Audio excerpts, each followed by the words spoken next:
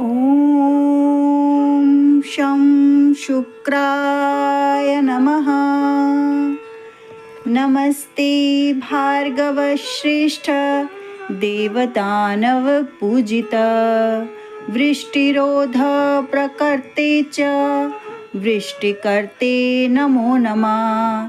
देवयानी पितस्तुभ्यं वेदवेदाङ्गपारगः परेण तपसा शुद्ध शङ्करो लोकशङ्करः।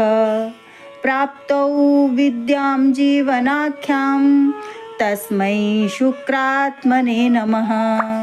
नमस्तस्मै भगवते भृगुपुत्राय वेदसे तारामण्डलमध्यस्थ स्वभाषा भाषिताम्बरः।